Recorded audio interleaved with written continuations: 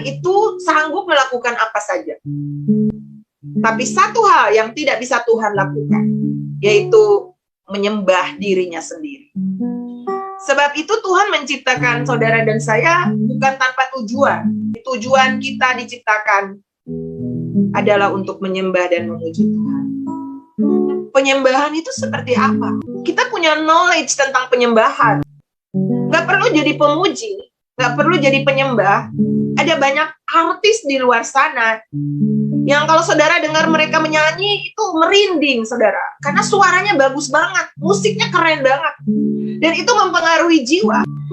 Siapa yang kita sedang senangkan di dalam setiap ibadah kita? Apakah Tuhan? Ataukah gembala?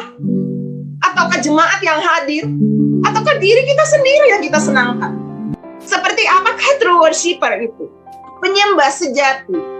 Yang ketika dia menaikkan penyembahan kepada Tuhan, bukan cuma melalui kata-kata, tapi melalui hidupnya, maka harus ada satu unsur yang penting di dalamnya, yaitu cinta.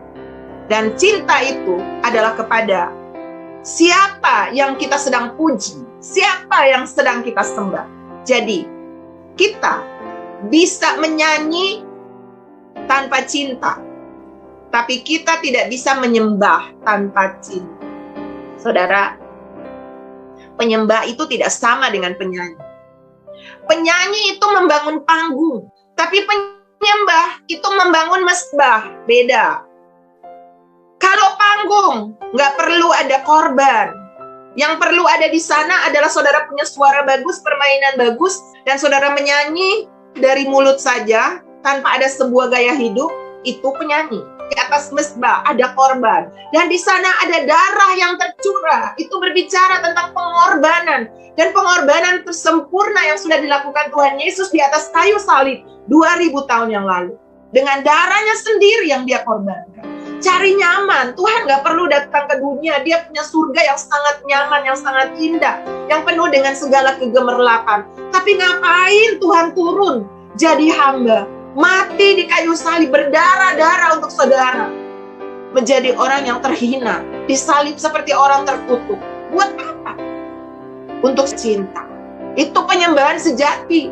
Dia ditaruh di atas mesbah. Sebab itu kalau saudara dan saya adalah true worshiper, maka harus ada korban. Dan korban yang terutama yang Tuhan cari dari saudara adalah hati. Hati yang hancur. Makanya Alkitab berkata, Tuhan bertahta di tempat tinggi, tapi juga di hati yang hancur. Hati yang hancur itu bukan yang cengeng, menangisi masalah-masalahnya saja. Tapi hati yang hancur itu adalah hati yang menyembah Tuhan dengan kerinduan. Hati yang haus dan lapar akan Tuhan. Dan itu nggak bisa seminggu sekali. Sebab itu seorang true worshiper tidak bisa terlepas dengan keintiman dengan Tuhan. Kalau saudara hanya datang menyanyi di hari Minggu, memain musik di hari Minggu, dan di hari-hari lain saudara gak punya waktu dengan Tuhan secara pribadi memuji menyembah Tuhan, Anda sedang membangun panggung, bukan mesbah.